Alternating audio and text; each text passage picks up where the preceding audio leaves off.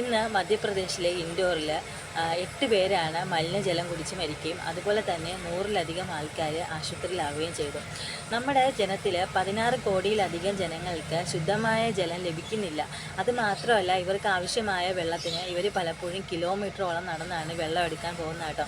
അപ്പോൾ കിലോമീറ്ററോളം നടന്ന് വെള്ളം എടുക്കാൻ പോകുന്ന മാത്രമല്ല, അതിൽ ഈ പടി വെച്ച കിണറൊക്കെയാണ്. അപ്പോൾ അതിൽ ഇറങ്ങിയിട്ടാണ് അവിടുത്തെ സ്ത്രീകൾ വെള്ളം എടുക്കുന്നത്. അപ്പോൾ സ്ത്രീകളും കുട്ടികളും വെള്ളം എടുക്കുന്നതിന് വേണ്ടിയിട്ട് അവിടെ ഒരു ദിവസത്തിൻ്റെ പകുതി തന്നെ സ്പെൻഡ് ചെയ്യാറുണ്ട്.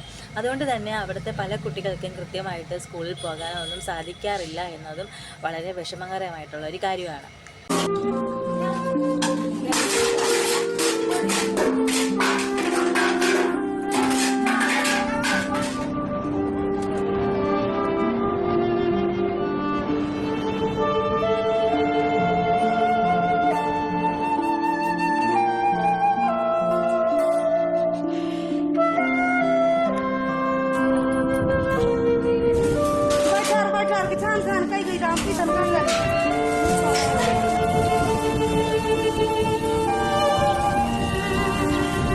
ശുദ്ധജലം കിട്ടാത്ത ഒരു ഇന്ത്യ എന്തായാലും നമുക്ക് സങ്കല്പിക്കാൻ സാധിക്കില്ല. അപ്പോൾ അതുകൊണ്ട് തന്നെ നിങ്ങൾ ഉപയോഗിക്കുന്ന ഓരോ തുള്ളി വെള്ളവും അമൂല്യമായിട്ട് തന്നെ ഉപയോഗിക്കുക. പ്രത്യേകിച്ച് നമ്മൾ മലയാളികൾ വെള്ളം വളരെ ലാവിഷായിട്ട് ഉപയോഗിക്കുന്ന ആൾക്കാരാണ്. അപ്പോൾ നമുക്ക് ചുറ്റും നമ്മുടെ കാണാമറയത്തും വെള്ളം കിട്ടാതെ, പ്രത്യേകിച്ച് നല്ല വെള്ളം കിട്ടാത്ത ഒരുപാട് ആൾക്കാർ ഉണ്ട് എന്നുള്ള കാര്യം നിങ്ങൾ എപ്പോഴും ഓർമ്മയിൽ സൂക്ഷിക്കുക കേട്ടോ.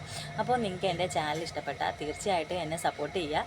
അപ്പോൾ നമുക്ക് പുതിയ വിശേഷങ്ങളുമായിട്ട് അടുത്ത വീഡിയോയിൽ വീണ്ടും കാണാം.